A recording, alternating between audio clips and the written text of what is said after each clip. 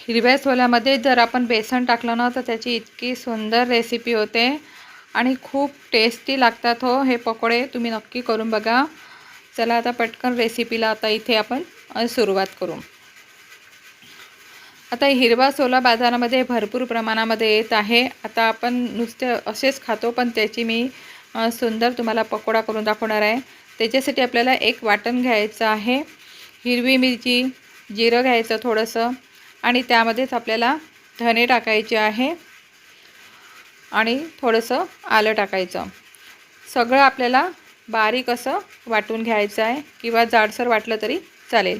आता त्याच पॉटमध्ये मी हिरवे सोला घेतलेला आहे आणि त्याचं वाटण आपल्याला पाणी न टाकता आपल्याला बारीक वाटण करून घ्यायचं आहे। आता एका पॉटमध्ये आपल्याला ते वाटण काढून घेतलेलं आहे आणि त्यामध्ये आपल्याला एक कांदा टाकायचा आहे। कांदा थोडासा बारीक चिरूनच टाकायचा। एक कांदा टाकलेला आहे आणि आपल्याला एक उकळलेला बटाटा घ्यायचा। बटाटा आपल्याला उकळून त्याची साल काढून घ्यायची आणि तो सुद्धा आपल्याला किसून टाकायचा आहे। अर्धी वाटी बेसन टाकायचं। अर्धी वाटीच्या कमी आपल्याला तांदळाचं पीठ टाकायचं आहे। तांदळाच्या पिठामध्ये कसा कुरकुरीतपणा येतो आणि त्यामध्ये वाटण टाकायचं आहे। जो आता आपण वाटलं होतं ना ते वाटण पूर्ण टाकायचं आहे आणि चवीनुसार मीठ टाकायचं।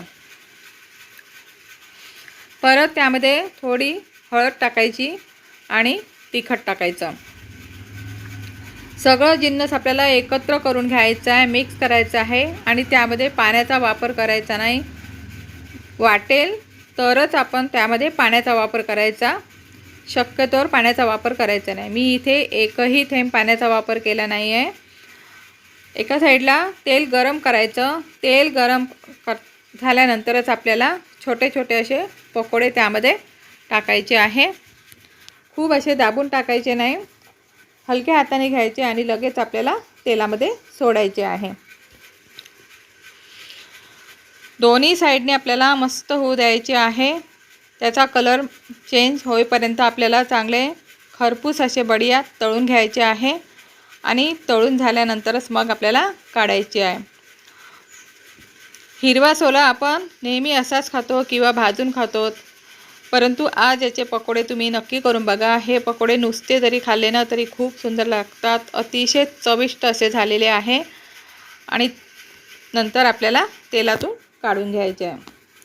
परत मी त्यामध्ये पकोडे टाकलेले आहे आणि सर्व अशा पद्धतीने काढून घेतले आहे। बघा किती सुंदर आणि छान झालेले आहे, खूप सुंदर लागते खायला।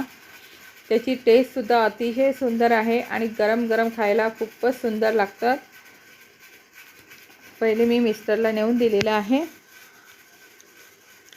आणि नक्की तुम्ही असे पकोडे करून बघा। आणि जर तुम्हाला आजचा व्हिडिओ आवडला असेल तर लाईक करा, शेअर करा आणि जास्तीत जास्त सबस्क्राईब करा।